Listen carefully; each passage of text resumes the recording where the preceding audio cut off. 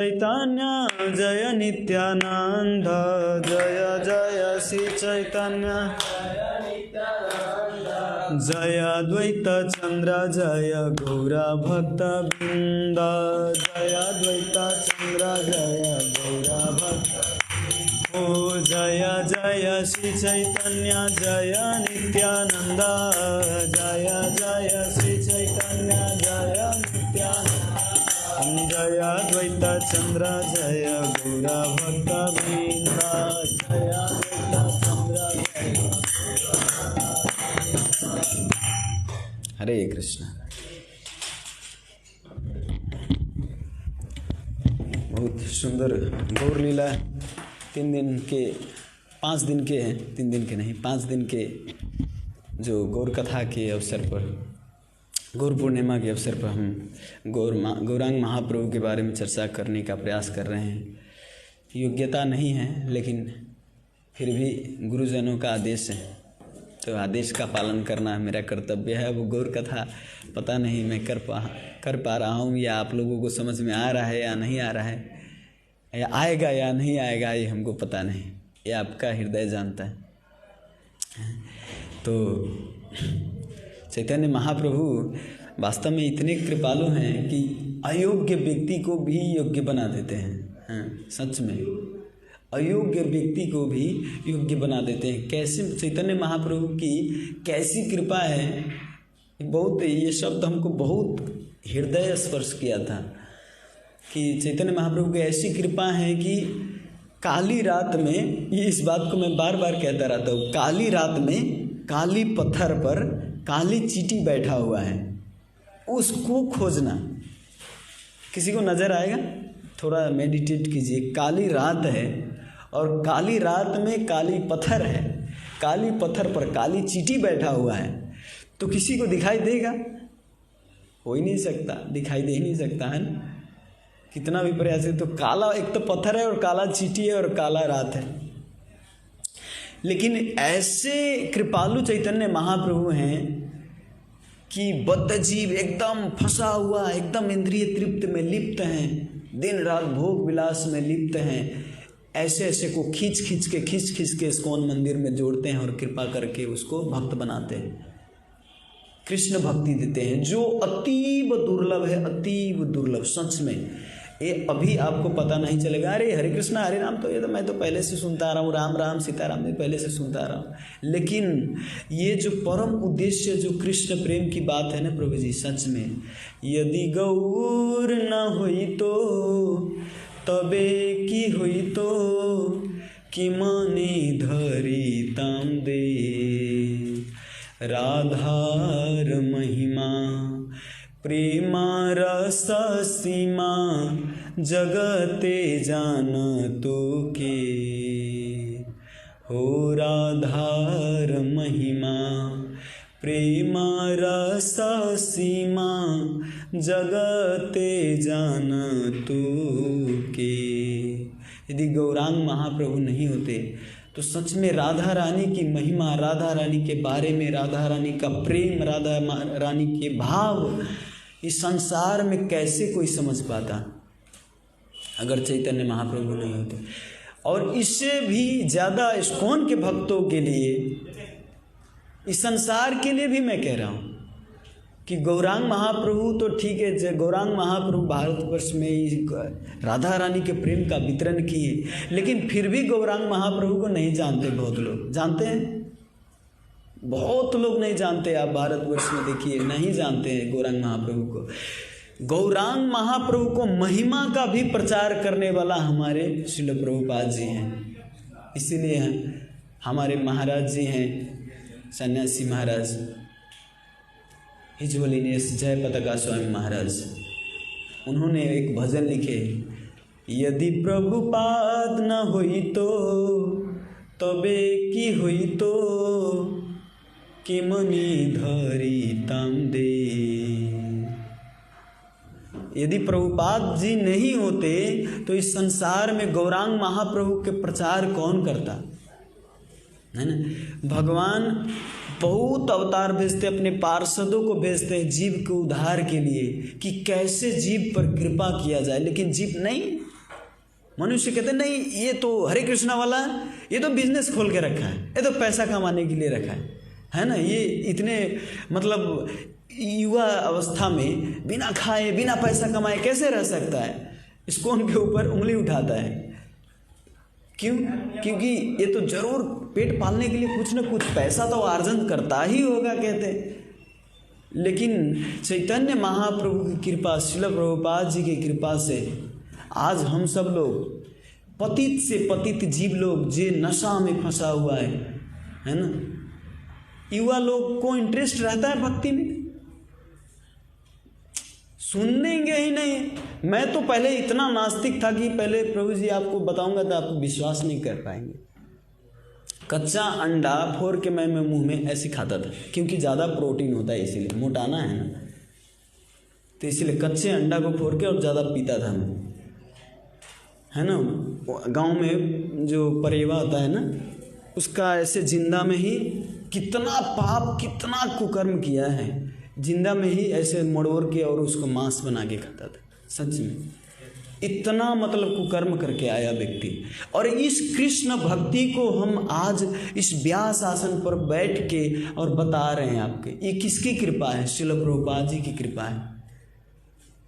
नहीं तो मैं तो ये भक्ति के बारे में सुनना भी नहीं चाहता था। जब बच्चे था तो पिताजी के साथ जाता था, मंदिर में जाता था। पिताजी बहुत बड़े शिव जी के भक्त थे, तो जब भी मंदिर जाते थे, कहीं भी जाते थे तो लेके जाते थे हमको, तो हम भी सीताराम सीताराम साथ में करते थे। लेकिन बाद में जब कॉलेज का टाइम आया तो साथी सबके साथ ऐसे बिगड़ गए। मैं तो जो चुटिया था ये सब कटवा लिया। क्यों? ये सब, ये जिसको बुद्धि नहीं है, जिसको काम धंधा नहीं है, जो खा नहीं पाते, वो लोग भजन करता है, वो लोग साधु संत बनते हैं, द्वार द्वार भीख मांगते हैं, हमको दे दे रे बाबा, भिक्षान दही करते हैं।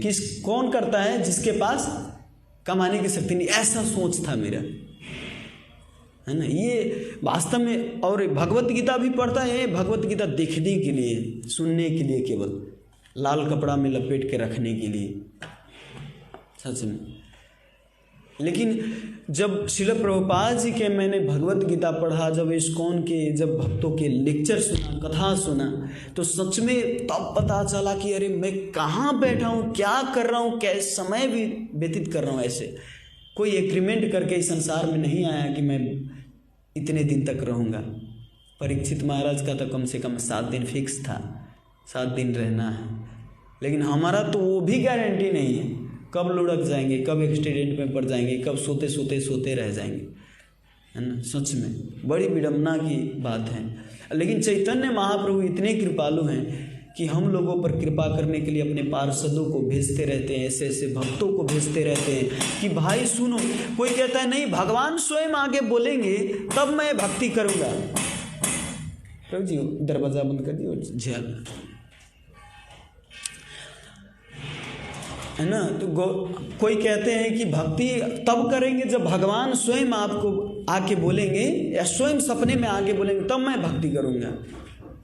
अरे बाबा, आपको कौन आप बड़े क्या कहते त्याग किए हो भगवान के लिए कि भगवान आपके लिए आपको सपने में आके बोलेंगे कि आप मेरा भक्ति करो। भगवान की ज़रूरत थोड़ी है कि आप मेरा भक्ति करो, आपको ज़रूरत है भक्ति करने के लिए।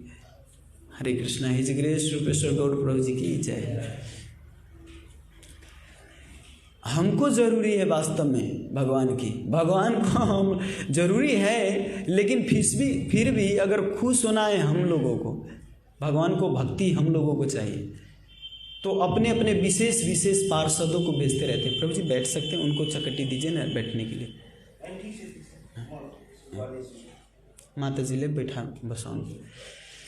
तो गौरांग महाप्रभु अपने अपने पार्षदों को, ये अपनी लीला की कृष्ण प्रेम प्रदान करने के विशेष पार्षदों को भेजते हैं कि जो अधम से अधम जीव है उसका भी उद्धार हो। लेकिन फिर भी कलयुग में इतनी विडम्बना की बात है कि कोई इसमें इंटरेस्ट ही नहीं लेता भक्ति में। अरे कौन भक्ति करेगा? लेकिन इस्कॉन के द्वारा, इस्कॉन के भक्तों के माध्यम के द्वारा ये सब गली गली गांव में एक भक्त को इस ज्ञान का वितरण कर रहे हैं। चैतन्य महाप्रभु की लीला एक आती है।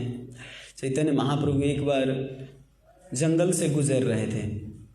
तो जंगल से गुजरते समय छाछ, जानते छाछ बेचने वाला जो छाछ बेचते हैं, छाछ इंडिया में बोलते हैं, मई बोलते हैं नेपाली में, मई खाते हैं ना, हाँ, तो इंडिया में छाछ बोलते हैं। तो छाछ बेचने वाला जा रहा था वहाँ से, उसका दिन भर बिक्री नहीं हुआ था। गौरांग महाप्रभु बोले कि बहुत चलते चलते थक गया हूँ, थोड़ा छाछ दो।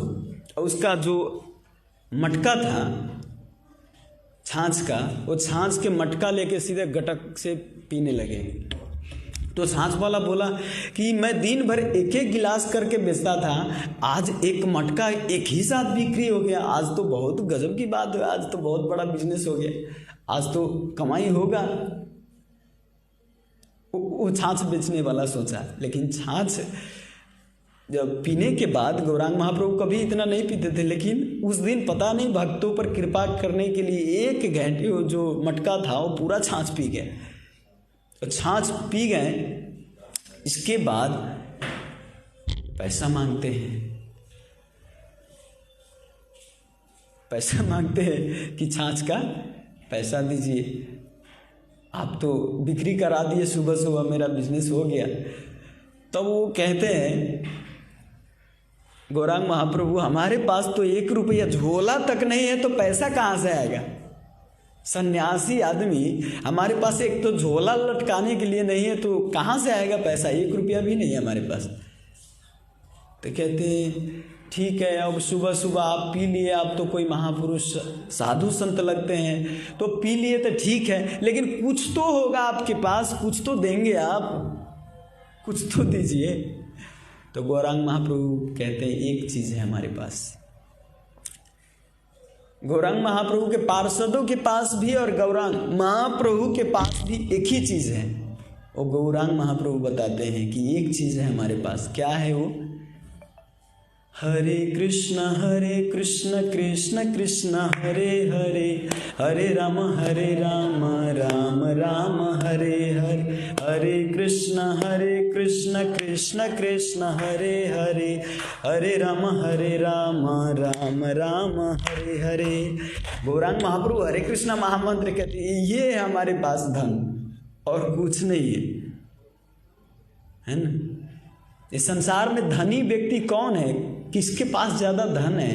हमारा ज़्यादातर मानसिकता क्या है कि जिसके पास ज़्यादा पैसा हो, ज़्यादा बड़ा घर हो, जिसके पास मर्सिडीज कार हो, पूरा संपत्ति से संपन्न हो, उसको धनी मानते हैं, है ना। लेकिन रामानंद राय चैतन्य महाप्रभु को बताते हैं कि संपत्ति, सबसे बड़ा धनी व्यक्ति कौन है संसार में? ये धन तो यूं चला जाएगा, यहीं पे रहेगा।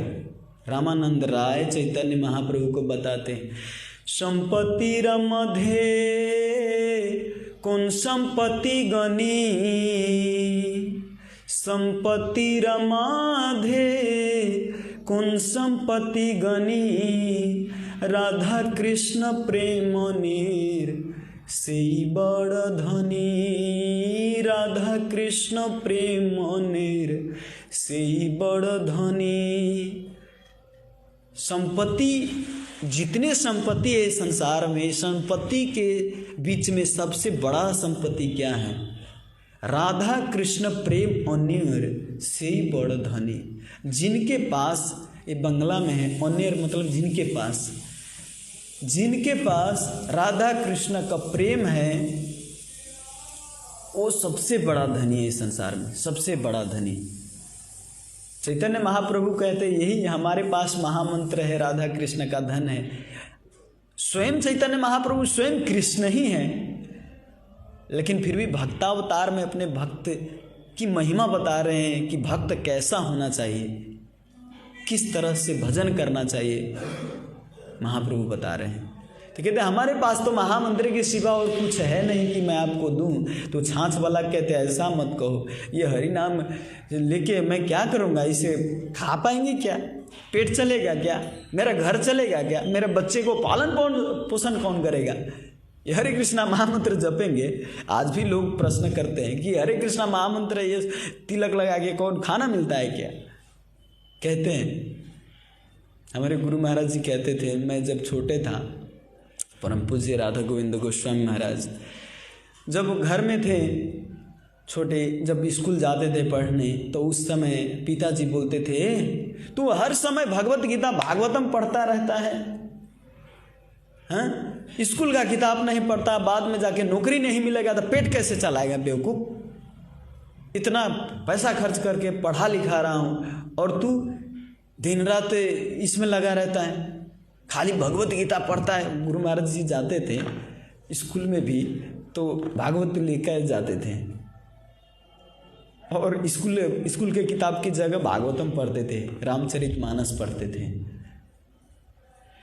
तो पिताजी का तो कोई भी पिताजी सोचेगा, अरे स्कूल के किताब छोड़ के ये कर रहा है, तुमको खाने के लिए देगा क्या ये भागवत? गुरु महाराज जी तो उस समय छोटे थे, पिताजी के जवाब नहीं दिए पिताजी को। लेकिन बाद में जब बड़े हो गए, बड़े होने के बाद इस्कॉन में श्रील प्रभुपाद से ज्वाइन हुए, कनेक्ट हुए इस्कॉन से। इसके बाद जब भक्त बन गए तो उस समय गुरु महाराज जी सोच रहे थे कि आज मैं भक्त बन गया हूँ, आज मैं कथा करता हूँ, तो कथा की वजह से भगवान के नाम प्रचार करने के कारण उसी भागवत, जो मैं छोटे बालक था, जब से मैं भागवत और रामचरितमानस पढ़ता था, वही रामचरितमानस आज हमको खाने के लिए दे रहे हैं। खाने के लिए भी देते हैं, जैसे किसी को घर में जाते हैं तो कथा करते हैं तो खाने के लिए भी देते हैं और दक्षिणा भी देते हैं और लगाने के लिए भी देते हैं, है ना। एक कहावत है बड़ी सुंदर कि रोटी लुगा नीके राखे, आगे हु की बेद भाखे। संत लोग गाँव घर में कहते हैं कि रोटी लुगा नीके राखे, आगे हु की बेद भाखे। जो संत बन जाता है ना तो उसका घास बांस कपास जो कहते हैं ना, रोटी लुगा कपड़ा, रोटी कपड़ा मकान ये नीके राखे, उसका सदा एकदम संपन्न रहता है, कभी कमी नहीं होता। सच में मैं भी फील किया हूँ ये 8-9 वर्ष के बीच में, कभी हमको ऐसा फील नहीं हुआ कि आज हमको कपड़ा ही कम हो गया, कभी ये फील नहीं हुआ कि मैं आज दाल नहीं खा पाया, आज पकौड़ा नहीं खा पाया, आज हमको भूखे रहना पड़ा, कभी ऐसा नहीं हुआ सच में। बरु मैं बाहर के लोगों को देखता हूँ, धन तो बहुत अपार संपत्ति है, लेकिन उसको कभी कभी काम के वजह से भूखे रहना पड़ता है। सुबह खाया नहीं, शाम को एक बार खाते हैं। कभी कभी एक बार बता रहे थे कि घर में आए और छठ के समय था, छठ के समय में बहुत मिष्ठान बना रहता है घर में, और घर में बना था और उस समय अब खेती बाड़ी भी था, तो गृहस्थ आदमी, अब दूसरे दिन था अंदाज, छठ के दूसरे दिन, तो अंदाज हल जोते चले गए थे, हल जोतने खेत में। तो हल जोत के आए तो भूखे थे तो पता नहीं भात गीला हो गया था कि क्या हो गया था। बोले तुम इतना मेहनत करके, मैं इतना मेहनत करके आता हूँ और तुम रोज खाली गीला भात बनाते हो, थोड़ा सा भी हमको सेवा नहीं करते अच्छा से। जब डांटे बोले कि मैं नहीं खाऊंगा आज, ऐसे प्लेट को ऐसे कर दी, और पकौड़ा उकौड़ा बना था, थोड़ा भात गीला हो गया था।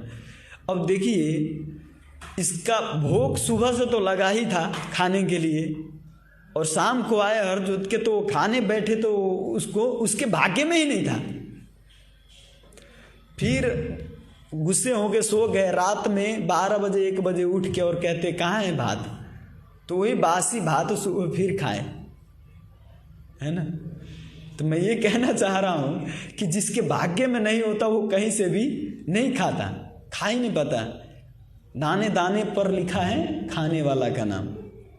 लेकिन चैतन्य महाप्रभु की कृपा इतनी है, और जो संत होते हैं, संत को कभी कमी नहीं होता प्रभु जी, सच में। ये आप ये एक्सपीरियंस व्यक्ति जितने भी साधु संत हैं, आप पूछिए उनसे, हमारे इस्कॉन के भक्तों से पूछिए, कभी खाने के लिए भूखे रहना पड़ा, कभी कपड़ा लता के लिए कभी हुआ नहीं। जो भगवान पे शरणागत है वो कभी कमी नहीं होता साधु संतों के। तो जो छाछ वाला था ना, छाछ वाला उनसे पैसा मांगे तो बोले कि हरे कृष्णा महामंत्र है, अब क्या दूँ। तो चैतन्य महाप्रभु बोले ठीक है मैं जाता हूँ मटका लेके। वो बोले कि आपका पार्षद आपका कोई होगा, उसके पास तो पैसा होगा, उनसे थोड़ा पैसा मांग के दे दीजिए, है ना, उनसे सापट लेके दे दीजिए हमको। तो उनके पार्षद लोग आ रहे थे, पार्षद से पूछे कि पैसा है आपके पास, थोड़ा इनको दे दीजिए। तो बोले हमारे पास कहाँ से पैसा है, हमारे पास भी वही चीज़ है। हरे कृष्ण कृष्ण कृष्ण हरे हरे, हरे राम राम राम हरे हरे, हरे कृष्ण कृष्ण कृष्ण हरे हरे, हरे राम राम राम हरे हरे। उनके पार्षद भी आए तो उनके पार्षद के भी पास वही था हरे कृष्ण महामंत्र। तो छाछ वाला बोले कि समझ गए ये ऐसा ही जोगी है, इनके पास 1 रुपया भी नहीं है। काठमांडू में कहते हैं हरे कृष्णा हरे राम पैसा छैन गोजी थाम, मतलब इसके पास पैसा तो होगा ही नहीं, गोजी जो होता है पॉकेट इसका खाली रहता है, ये हरे कृष्णा हरे राम करता रहता है, इसका गोजी में पैसा नहीं रहता। तो छाछ वाला समझ गया कि ये फूटी कौड़ी पास इसके पास नहीं, टाइम वेस्ट करने की ज़रूरत नहीं है इनके पास। लेकिन वो अपना मटका लेके जब जा रहे थे, सबसे आश्चर्य की बात ये है कि जब मटका लेके जा रहे थे तो मटका भारी भारी सा लगने लगा। आगे गए तो मटका जब देखते हैं तो मटका में तो हीरा जवाहरात सोना चांदी से भरा हुआ है, मटका भारी लग रहा। देखे तो ये तो हीरा जवाहरात है, सोना चांदी है। सब लोग हरि बोल हरि बोल, जो कथा सुन रहे थे गुरु महाराज जी की, तो सब कहे हरि बोल, क्योंकि केवल छाछ पीने से महाप्रभु हीरा जवाहरात दे दिए। तो ये हरि बोल कौन बोला? ये जो लोभी लोग थे। भक्त के लिए हीरा जवाहरात सोना चांदी बड़ा नहीं होता है ना, हीरा जवाहरात जो भी, अब उसका लालसा था कि इसके बाबत कुछ दे, ये छाछ पिया है तो इसके बदले कुछ दे, इसीलिए उनको मिला। लेकिन भक्तों को इसमें लालायित नहीं होना चाहिए, क्योंकि आपके पास जो आने वाला है वो अपने आप आएगा, आपके भाग्य में जो है सच में।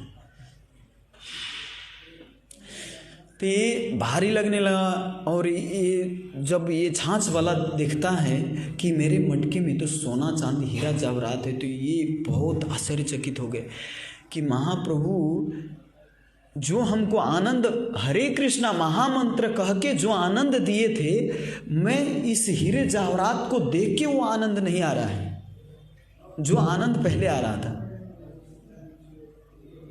वो हीरा जवाहरात तुरंत छोड़े वहाँ पर और महाप्रभु के पीछे दौड़े। महाप्रभु प्लीज हम पे कृपा कीजिए, कृपया हम पे कृपा कीजिए, हमको ये हीरा जवाहरात नहीं चाहिए, आप हमके अपने टोली में शामिल कर लीजिए, आप इस संकीर्तन अभियान में शामिल कर लीजिए हमको, यही हमारे लिए सबसे बड़ा दान है। आप तो महावदन्याय हैं।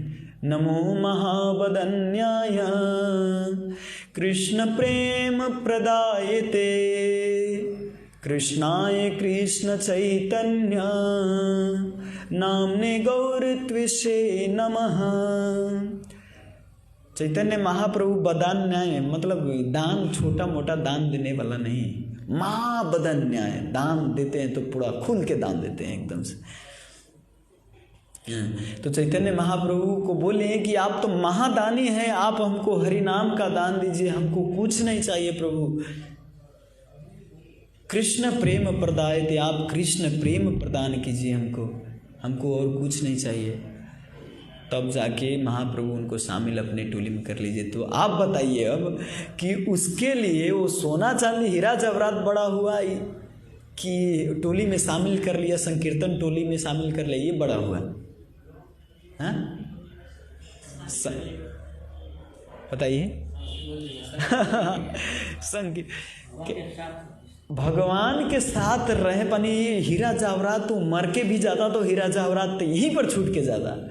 महाप्रभु एक्चुअली कभी कभी भक्तों को टेस्ट भी करते हैं ऐसे हैं, लेकिन महाप्रभु के साथ रह रहे हैं तो क्या कमी हो सकता है? जो भगवान के साथ संग कर लिए उसको क्या चाहिए? इसीलिए मांगते समय भगवान से भगवान को ही मांगना चाहिए। भगवान से, भगवान को ही मांगना चाहिए। जैसे पुत्र पिता से मांगते हैं, पिताजी 500 रुपया दीजिए, थोड़ा 1000 रुपया दीजिए, 2000 रुपया दीजिए, देते हैं। लेकिन जब कहते पिताजी आप जो हमारे जीवन की समस्या है, आप समस्या समाधान कीजिए, हमको पता नहीं क्या करना है नहीं करना है, आप हमारे हैं मैं आपका हूँ, ये हमको पता नहीं।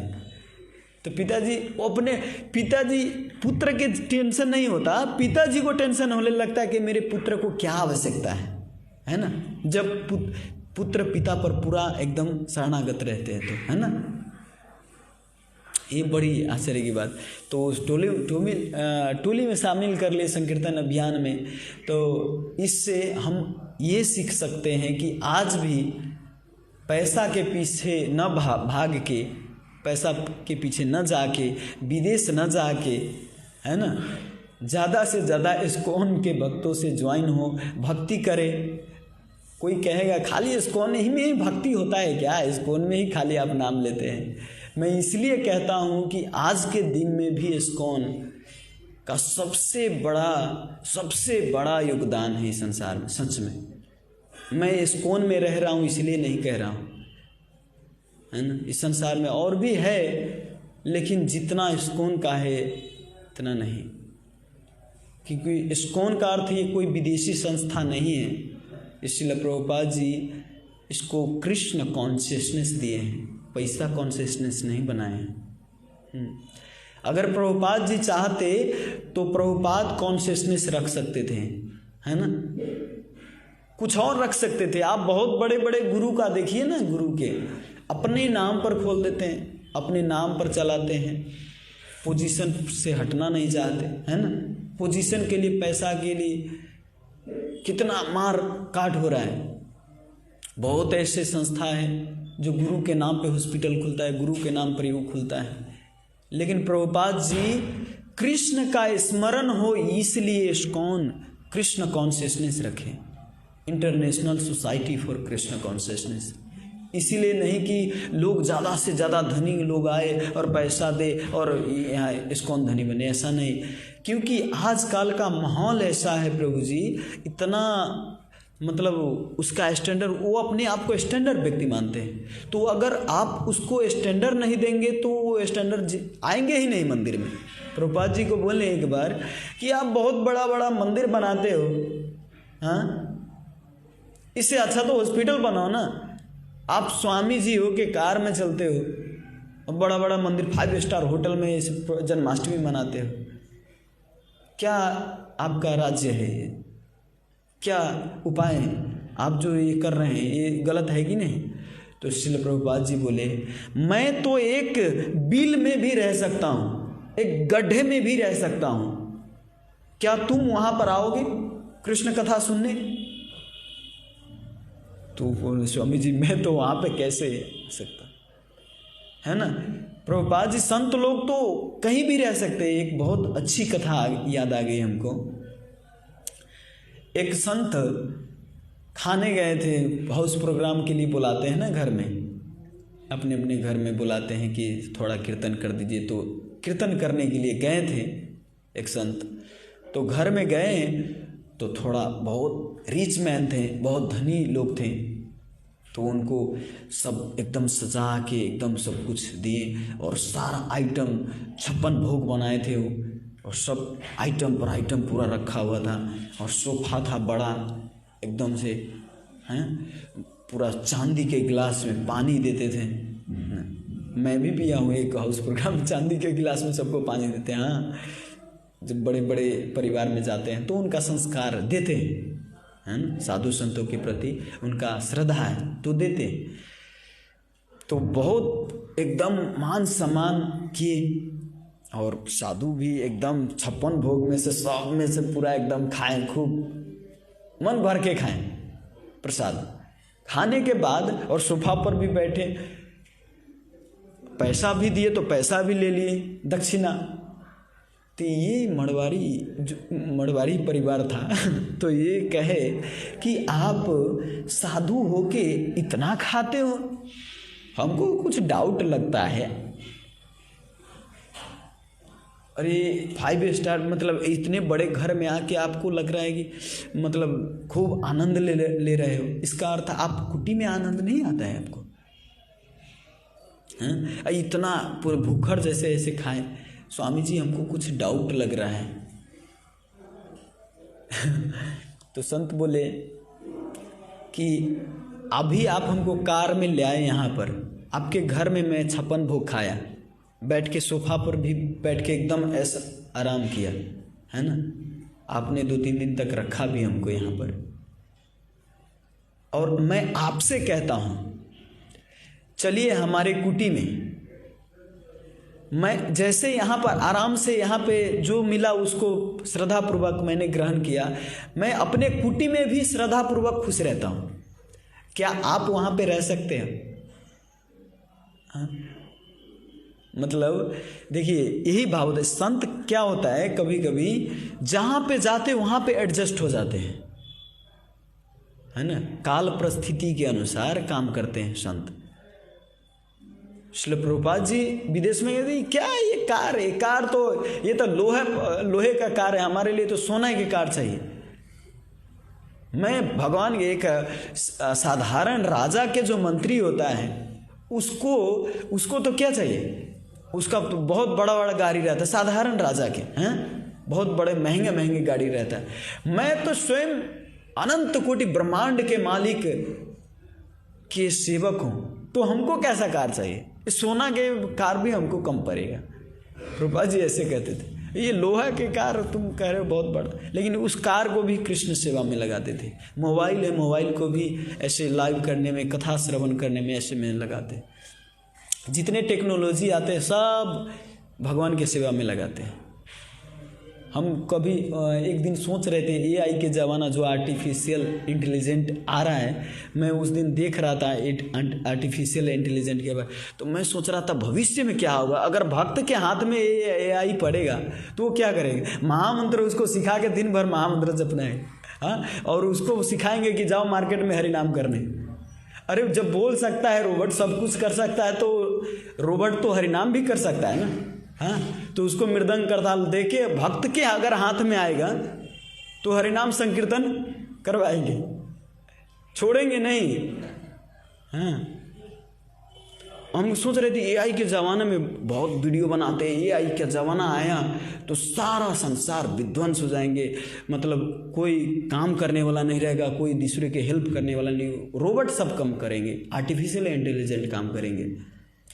तो मैं सोचा कि नहीं, हमारे इस फोन में अगर ये आर्टिफिशियल इंटेलिजेंट अगर आएगा तो इसको अवश्य ही कृष्ण भक्ति में बहुत अच्छे तरीके से यूज करेंगे, इसको और ज़्यादा हरि नाम का प्रचार होगा। कृष्ण भक्त बड़ो चतुर और सब भतुर। कृष्ण भक्त जो होता है बहुत बड़ा चतुर होता है, कैसे भी किसी को भी भगवान की सेवा में लगा देते हैं। इवन हमारे पत्री प्रभु जी हैं, पत्री प्रभु जी एक जैसे हॉलीवुड का फिल्म भी अगर देखे तो उसको कैसे कृष्ण कॉन्शियसनेस ऐसे जोड़ देते थे कि आपको फीलिंग नहीं आएगा कि मैं ये बाहर का फिल्म देख रहा हूँ।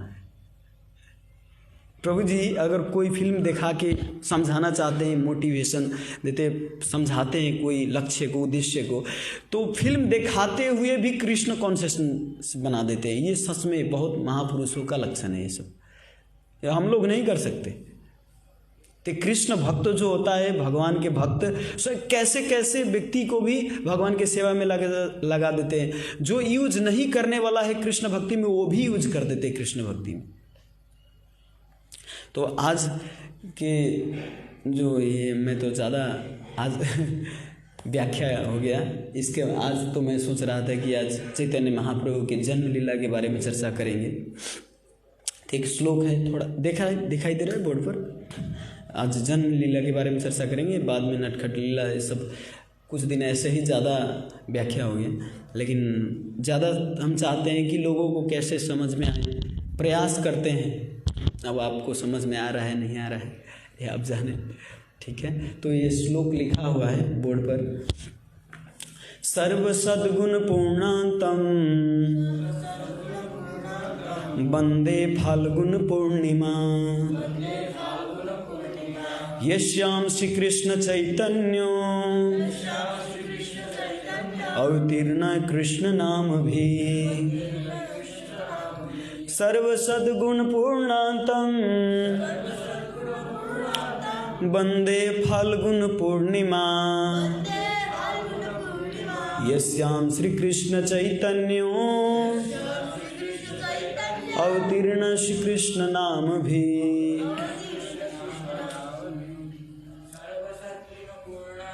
शब्द सद्गुण पूर्णांतम वंदे फाल्गुन पूर्णिमा यस्याम श्री कृष्ण चैतन्यो अवतीर्ण श्री कृष्ण नाम भी सर्व सद्गुण पूर्णांतम वंदे फाल्गुन पूर्णिमा यस्याम श्री कृष्ण चैतन्यो अवतीर्ण कृष्ण नाम भी। अनुवाद तात्पर्य दी है श्री भक्तिवेदांत स्वामी श्रील प्रभुपाद की जय। शब्दार्थ इस प्रकार है। सर्व सभी सत शुभ गुण गुण पूर्णाम पूर्ण ताम वह वंदे मैं प्रणाम करता हूँ फाल्गुन फाल्गुन मास की पूर्णिमा पूर्णिमा की संध्या यश्याम जिसमें श्री कृष्ण चैतन्य महाप्रभु अवतीर्ण अवतरित हुए कृष्ण भगवान कृष्ण का नाम भी पावन नाम के कीर्तन सहित। अनुवाद इस प्रकार है। मैं फाल्गुन महीने की पूर्णिमा की संध्या को सादर नमस्कार करता हूँ जो शुभ लक्षणों से पूर्ण शुभ घड़ी है जब श्री चैतन्य महाप्रभु हरे कृष्ण नाम के संकीर्तन के साथ अवतीर्ण हुए। इसमें तात्पर्य नहीं है, अनुवाद है।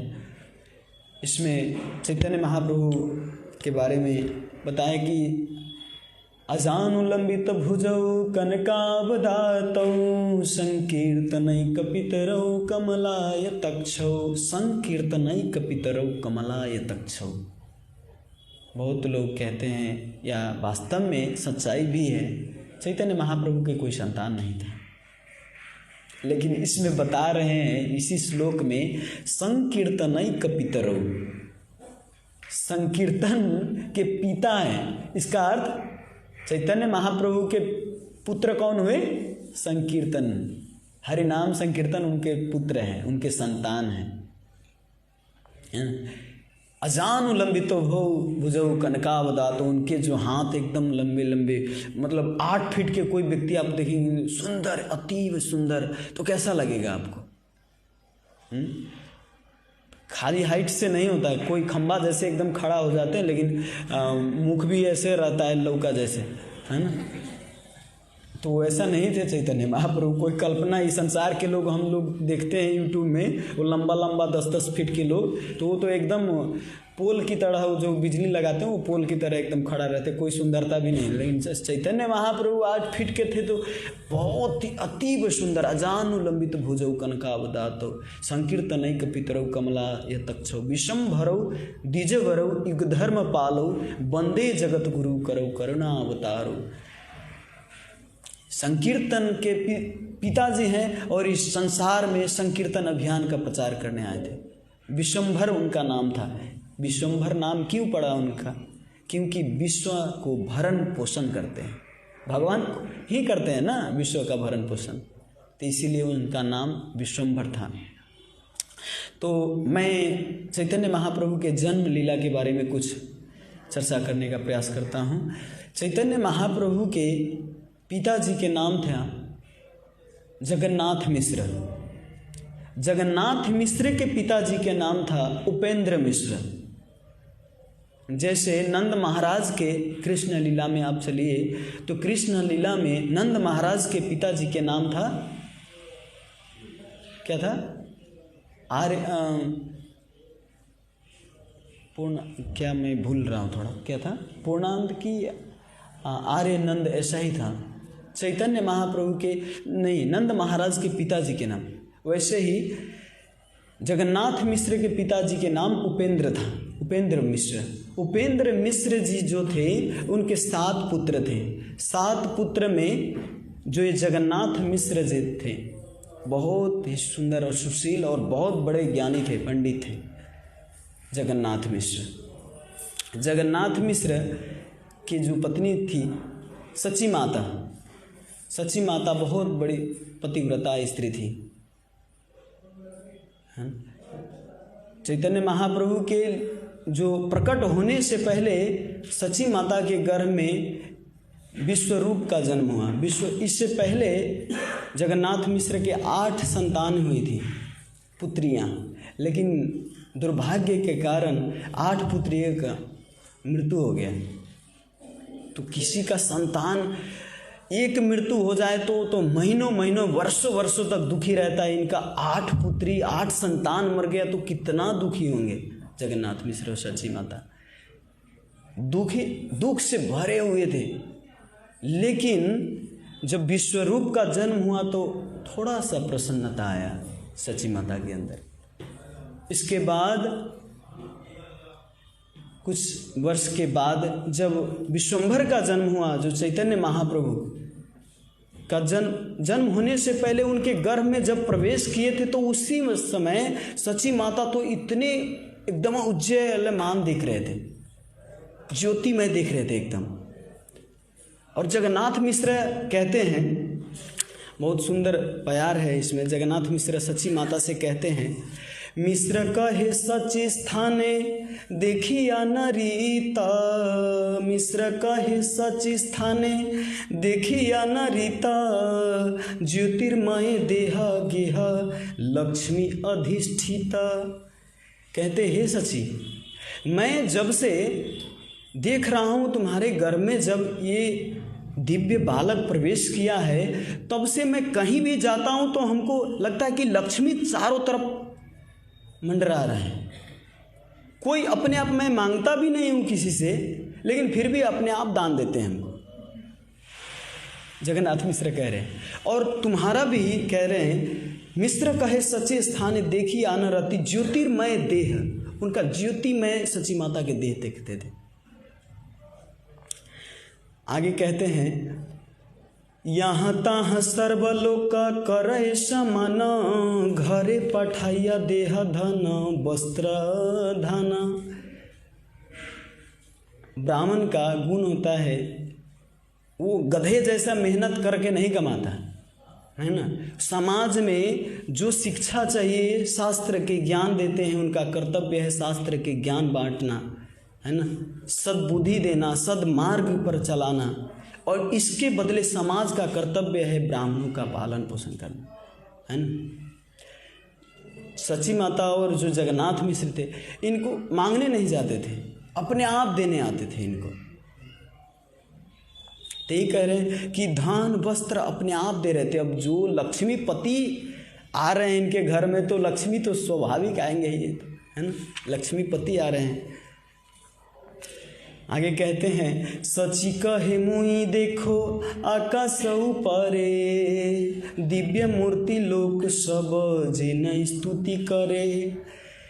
कहते हैं, सची देखो ना, चारों तरफ प्रार्थना कर रहे हैं, फूल भी बरसा रहे हैं देवी देवता लोग। ये कहाँ से हो रहा है, किसके लिए कर रहे हैं? जगन्नाथ मिश्र कह रहे हैं। इनको पता नहीं कि स्वयं नारायण, स्वयं कृष्ण प्रवेश किए हैं। जितने भी देवी देवता भगवान को प्रार्थना कर रहे थे, फूल बरसा रहे थे। लेकिन जगन्नाथ मिश्र को अद्भुत लग रहा था, इससे पहले ऐसा नहीं हुआ था, ये कैसे हो रहा है।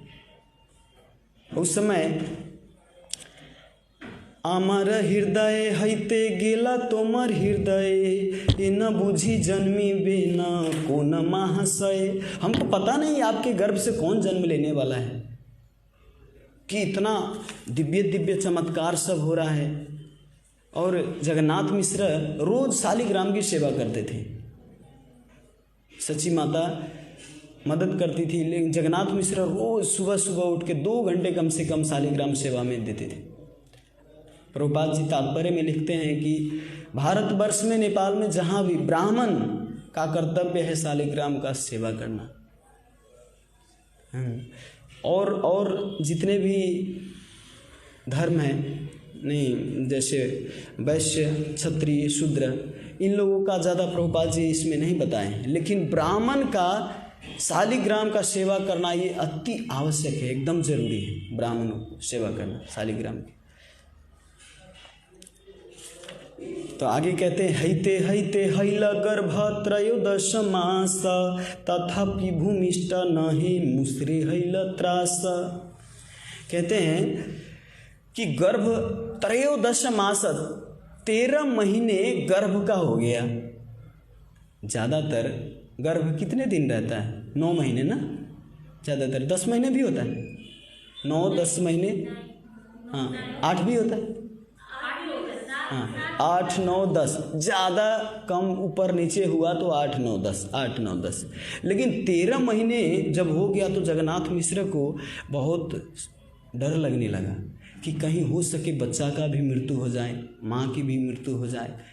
क्या हो रहा है? कुछ लक्षण नहीं आ रहा है कि जन्म होने वाला होता है तो कुछ लक्षण होता है, लेकिन कुछ लक्षण नहीं देख रहे थे कि जन्म होने वाला है। तो जगन्नाथ मिश्र को डर लगने लगा। उस समय नीलांबर चक्रवर्ती कही लगनिया एई माँ से पुत्र हबे सुन शुभ क्षण पाइया। तब जाके उनके जो पिताजी थे, सची माता के पिताजी नीलांबर चक्रवर्ती थे। अभी भी आप जाएंगे नवद्वीप परिक्रमा में बेलपुकुर कह के एक जगह है, बेलपुकुर में बहुत सुंदर मंदिर है मदन मोहन का।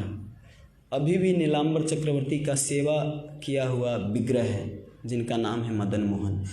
हम लोग गुरु महाराज जी के साथ वहाँ पे दर्शन करने जाते थे। वहाँ पे गुरु महाराज जी को बहुत अच्छा लगता था मदन मोहन के मंदिर में। केवल वहाँ पे राधा रानी तो नहीं, मदन मोहन का बहुत ही सुंदर विग्रह, बहुत ही सुंदर नीलांबर चक्रवर्ती। तो वहाँ से बेलपुकुर से जो योग पीठ है वहाँ से ज़्यादा दूरी नहीं है, लगभग 10 किलोमीटर के लगभग होगा। तो वहाँ से आते थे तो बताए कि आपका जो पुत्र का जन्म होने वाला है, अब आप चिंता मत कीजिए। सिंह राशि सिंह लग्न उच्च ग्रह गण षड वर्ग अष्ट वर्ग सर्व सुलक्षण। सिंह राशि था, सिंह लग्न था और सिंह ग्रह था। इसके बारे में श्रील भक्ति सिद्धांत सरस्वती महाराज जी बताते हैं, ये जो सिंह लग्न सिंह राशि है जो एकदम मतलब कर्मकांडियों के लिए ये एकदम दुष्कृत, इस लक्षण में कोई काम नहीं करते। लेकिन चैतन्य महाप्रभु ऐसी लग्न और ऐसी राशि में जन्म लेते हैं कि उसको भी पवित्र करने के लिए, जैसे चैतन्य महाप्रभु का उद्देश्य क्या था इस संसार में पापियों को तारने के लिए ना, तो ये जो राशि को कोई यूज नहीं करते उसी राशि में जन्म लिए चैतन्य महाप्रभु कृपा करने के लिए। और उस पर भी जो शुक्र था वो चंद्रमा को एकदम से ग्रस लिए। जब शाम का समय था उनका जन्म का तो चंद्रमा को ग्रसन कर लिए। क्यों? क्योंकि गौर चंद्र जन्म लेने वाला है, तो गौर चंद्र के होते हुए ये कलंक चंद्रमा की क्या जरूरत है भाई? हाँ, गौर चंद्र तो सब संसार को उज्जवलमान करने आ रहे हैं और एक कलंकी चंद्रमा की जरूरत नहीं, इसीलिए आके शुक्र और ग्रसन कर ली चंद्रमा को। और इसीलिए उस समय और ग्रसन क्यों किए चंद्रमा के, इस पर प्रभुपाद जी बताते हैं क्योंकि भारतवर्ष में नेपाल में ज़्यादातर रीति क्या है कि जब ग्रहण लगता है तो उस समय सब गंगा जी में स्नान करने जाते हैं। हम लोग तो उस समय हरिनाम जप करते हैं, कीर्तन करते हैं, वैष्णव लोग करते हैं कीर्तन, हम लोग भी मंदिर में करते हैं। लेकिन बंगाल में क्या होता है, जो गंगा जी के नज़दीक रहते हैं वो जाके जब तक ग्रहण लगता है तब तक पानी में खड़े रहते हैं, पानी में खड़ा रह के और नाम जप करते हैं भगवान का। तो आप इससे भी पता कर सकते हैं कि चैतन्य महाप्रभु जब जन्म लिए तो आने से पहले संकीर्तन अभियान शुरू हो गया है ना। अगर मतलब इस लक्षण में अगर जन्म नहीं लेते तो हरिनाम लेते नहीं ना। लेकिन चैतन्य महाप्रभु ऐसे माहौल बना के आए कि इससे पहले ही हरिनाम संकीर्तन शुरू हो गया। सब एकदम भगवान का नाम ले रहे हैं, हरि बोल चारों तरफ बोल रहे हैं हरि बोल। चैतन्य महाप्रभु के ठीक शाम के समय 6 बजे के समय, 6 और 7 के बीच में एग्जैक्टली समय नहीं दिया है, तो उसी समय प्रकट हुए। जय जय ध्वनि हैला सकल भुवन, जय जय ध्वनि हैला सकल भुवन, चमत्कार हैया लोक भावे मन मना। भगवान के आपके पास है नहीं कि नहीं तो देख के आप गा सकते थे, ठीक है। तो उस समय सकल भुवन, सारे लोक में जय जयकार हो रहा था, देवी देवता फूल वर्षा कर रहे थे। उस समय चैतन्य महाप्रभु जन्म लिए और चमत्कार की तरह लग रहा था। उस समय इतने दिव्य लग रहा था वातावरण। जब कोई महापुरुष या स्वयं भगवान जन्म लेते तो ऐसे बात एकदम, मतलब उस समय अगर गलत भी हो फिर भी भगवान के आने से वो समय अपने आप को इतना अच्छा से बना लेते हैं। जैसे भगवान कृष्ण जन्म लेने वाले थे तो उस समय जो ऋतु था अपने आप हरा भरा हो गया चारों तरफ। जिसमें फल नहीं लगने वाला था उसमें भी फल लटकने लगा, क्योंकि भगवान को स्वागत करना है। जैसे हमारे घर कोई आते हैं तो हमारे पास, हम गरीब हैं फिर भी अगर कोई बड़े राजा आए तो उनके लिए सब कुछ जैसे तैसे मांग के हो, किसी से हो, व्यवस्था करते हैं उनके स्वागत के लिए, हैं। झाड़ू पोछा लगा के एकदम सफा रखते हैं, स्वागत के लिए फल फूल और कुछ भी जितना चाहे हो सके अच्छा करते हैं ना। तो उसी तरह भगवान स्वयं आने वाले हैं तो इससे पहले ही देवी देवता सब एकदम चारों तरफ चमत्कार और फूल वर्षा कर रहे हैं। आगे कहते हैं, जगत भरिया लोका बले हरि हरि, जगते भरिया लोका बले हरि हरि, सेई छने गौरा कृष्ण भूमे अवतरी, सेई छने गौरा कृष्ण भूमे अवतरी। जब जगत में चारों तरफ हरि हरि गुंजायमान हो रहा था उस समय गौर चंद्र भगवान अवतरी हुए इस भूमि में। श्री गौरांग महाप्रभु की। और आगे कहते हैं, जब गौरांग महाप्रभु जन्म लिए तो प्रसन्न हईला सब जगते रमन, हरि बोले हिंदू कहे हास्य करे यौवन। जब महाप्रभु जन्म लिए तो चारों तरफ हरि हरि तो हो ही रहा था, उसके साथ साथ बंगाल में आप जाएंगे तो ज़्यादा 90% आपको मुस्लिम मिलेगा। मुस्लिम ज़्यादा है। हिंदू के चक्कर में सबको, अब जब महाप्रभु जन्म लिए तो उस समय सब हरि हरि जब बोल रहे थे, उस समय मुसलमान भी हरि हरि बोल रहे थे। जिसका ये हरि हरि बोलता है जिसकाने के लिए, मतलब वो चिढ़ा रहे थे कि हिंदू लोग हरि हरि बोल रहे हैं, हरि हरि बोल, लेकिन उनको पता नहीं कि मैं हरि हरि बोल रहा हूँ। हाँ, वो मुसलमान लोग भी एकदम हरे कृष्णा, जैसे अभी भी हम जाते थे कहते हैं हरे कृष्णा हरे राम पैसा छैन गोजी थाम, मतलब। लेकिन भक्त उनको लगता है कि मैं इसको चिढ़ा रहा हूँ, ये गुस्सा होंगे, लेकिन भक्त लोग आनंद लेते हैं। कम से कम महामंत्र तो ले रहा है, कम से कम भगवान का नाम तो ले रहे हैं, है ना। भक्त को क्रोध नहीं है तो अगर अच्छा भक्त हो, जो सिंसियर हो, जो जानते हैं शास्त्र का मन, वो वास्तव में इस समय ये सिद्धांत लागू करते हैं। आगे कहते, हरि बोली नारी गण देही हुला हुली, स्वर्गे बाधन नृत्य करे देव कुतूहली। उलुलु गाते हैं ना माता जी लोग बंगाल में। कैसे गाते माता जी? आप लोग को तो आता माता जी बंगाल में जो रहे उनको तो सीख क्या है, देख के मुंह दिखा के करने में थोड़ा लाज लगता है, क्योंकि मुंह पूरा बिगाड़ के बनाना पड़ता है, बोलना पड़ता है, इसीलिए थोड़ा कहने में दिक्कत लगता है। जब कोई नहीं देख रहा हो तो खूब जोर जोर से उल्लू कैसे करते हैं, हमको भी नहीं आता। तो उस समय स्वागत है। जैसे हर देश का, हर जगह का स्वागत करने का अपना अपना वो होता है, स्टाइल होता है। इसी तरह माता जी कह रहे हैं कि जो माता जी लोग होते हैं वो, प्रभु जी लोग तो शंख बजाते हैं, लेकिन माता जी लोग हुलू लुलू करके शंख बजाते हैं, मतलब स्वागत कर रहे हैं। जैसे आप रसिया में जाइए तो चुम्बन करके स्वागत करते हैं, ये बड़ी आश्चर्य लगता है। हाँ, मतलब सच में सबका अपना अपना जगह पे वो है, लेकिन ये जो गौरांग महाप्रभु के बंगाल में ऐसा उल्लू, अब ये क्यों, इसे के जगह पे दूसरा क्यों नहीं, ऐसा नहीं। वो वहाँ पे रीति रिवाज आ रहा था, उससे अपने अपने भाव से स्वागत कर रहे थे। जैसे गांव की तरफ जाइए तो गांव की तरफ स्वागत करेंगे कैसे? एकदम लोटा में पानी रखेंगे, गोबर से लिप के पूरा एकदम से सजा के कुर्सी रखेंगे और पूरा एकदम अच्छा से लाएंगे। कम से कम खिलाने के लिए कुछ में घर में कुछ हो ना हो, आपको पानी देके जरूर खिलाएंगे, है ना। तो इतना अतिथि सत्कार करते हैं। तो उसी तरह वहाँ पे गौरांग महाप्रभु जो स्वयं नारायण जो परब्रह्म है वो जन्म लिए, तो सब देवी देवता से लेके और नारीगण इतने प्रसन्न हैं। देखिए 8 पुत्र संतान पुत्रियां मरने के बाद सची माता का कितना दुख था, वो सारा दुख क्षण में मिट गया और भीतर एकदम उनके अंदर इतना प्रसन्नता था। केवल सची माता के अंदर प्रसन्नता नहीं, सारे नवद्वीप वासी के अंदर प्रसन्नता की भाव था।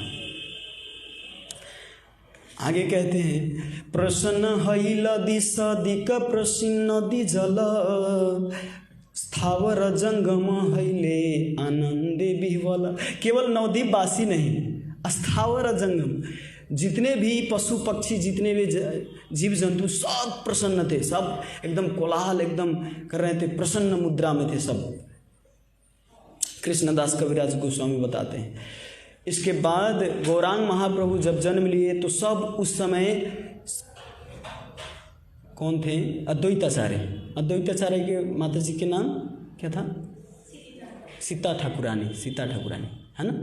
सीता ठाकुरानी अद्वैताचार्य उस समय इतना दान कर, स्वयं मतलब राधा रानी के भी और विष्णु के अवतार भी, तो पूरा एकदम धन एकदम वितरण कर रहे थे, दान दे रहे थे सबको। लोगों को लग रहा था कि अद्वैताचार्य इसलिए दान कर रहे हैं क्योंकि ग्रह का समय है, ग्रह लगा हुआ इसीलिए दान कर रहे हैं, लेकिन अद्वैताचार्य एक्चुअली दान कर रहे थे गौरांग महाप्रभु के जन्म के उत्सव में, कि जन्म हुआ है तो सबको एकदम दान दे रहे थे।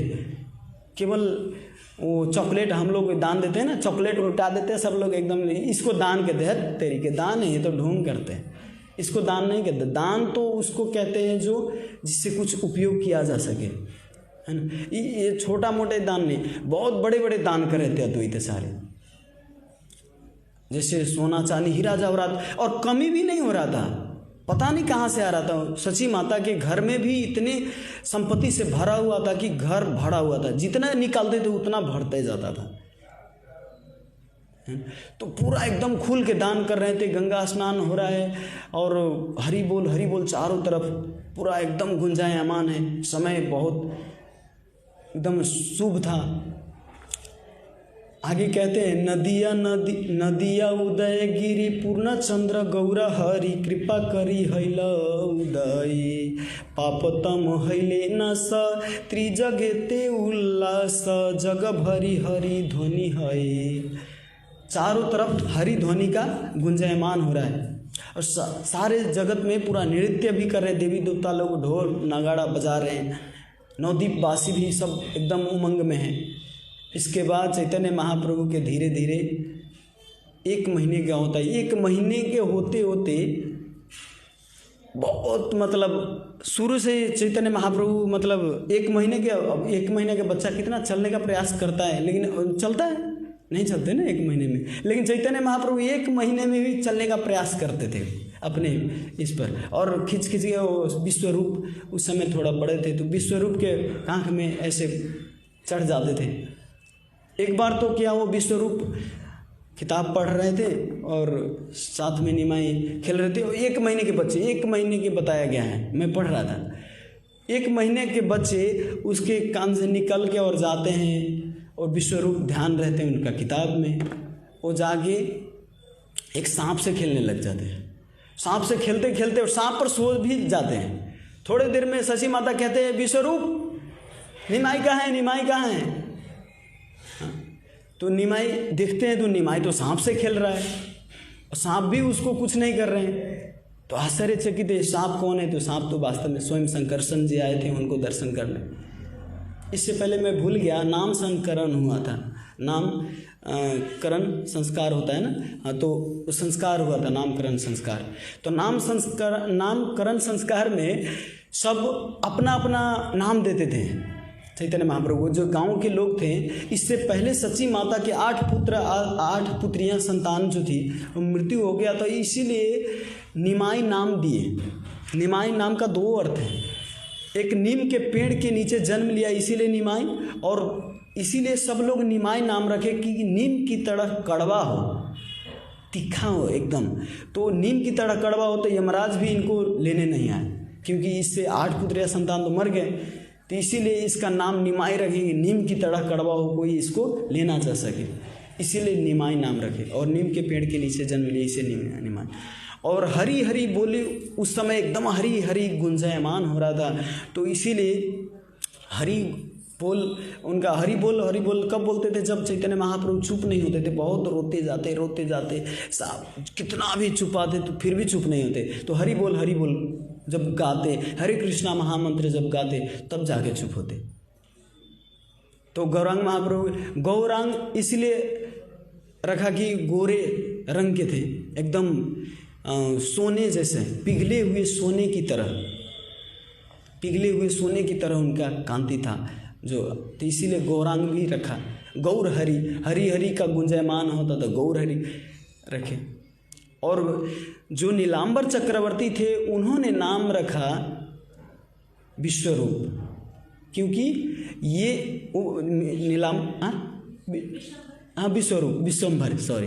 विश्वंभर नाम रखे। क्यों?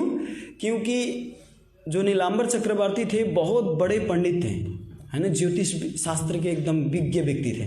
तो ये जानते थे कि ये कोई साधारण स्वयं नारायण है, ये विश्व को भरण पोषण करने वाला है, इसीलिए इनका नाम विश्वरूप दिए। विश्वरूप बड़ी नाम में कन्फ्यूज है, विश्वंभर, विश्व का भरण पोषण करने वाला, इसीलिए विश्वंभर नाम दिए उनका।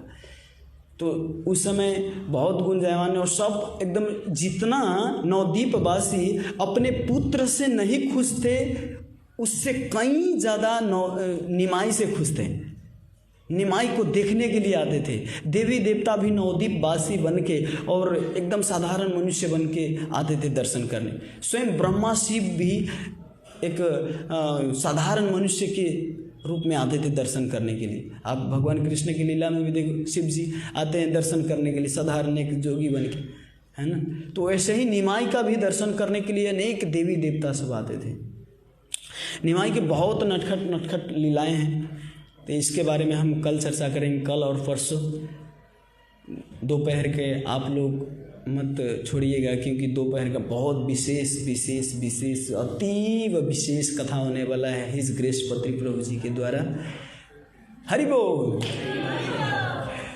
तो आप लोग मत छोड़िएगा, दोपहर हम हिज ग्रेस पत्री प्रभु जी कथा करेंगे चैतन्य महाप्रभु के विषय। हम लोग जो सुन के और पढ़ के ऐसे बताते हैं, लेकिन प्रभु जी अनुभव करके, है ना, अनुभव की बात बहुत बड़ी बात होती है। आपके हृदय स्पर्श आपका हृदय परिवर्तन करेगा। हमारा हृदय परिवर्तन नहीं है तो आप लोगों का क्या होगा।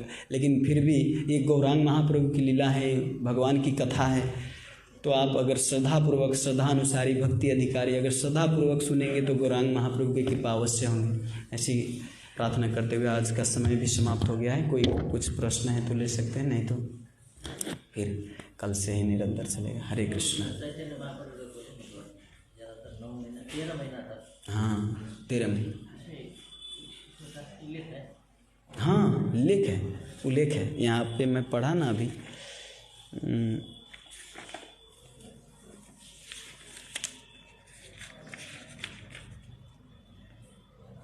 त्रयोदश मास में बताया था, जगत लोक किसमें था?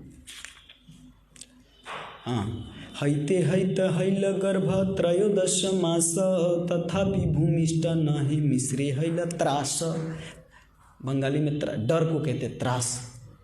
तो जगन्नाथ मिश्र जी डर गए कि 13 महीने हो गया, कोई बच्चे का जन्म होने का लक्षण नहीं है। तो इसीलिए डर गए थे कि साधारणतया सबका जन्म होता है 9 महीने 10 महीने, हाँ, लेकिन 13 महीने हो गया, क्या कारण है? तो इसीलिए डर गए थे। तो इस वर्णन है, कबीरदास गोस्वामी बताते हैं। आप चैतन्य चरितामृत पढ़ सकते हैं, इसमें एकदम डिटेल में वर्णन है। ठीक है। हरे कृष्ण। श्रील प्रभुपाद की जय, अनंत कोटि वैष्णववृंद की जय, श्री गौर कथा की, पिता गौर प्रेमानंद।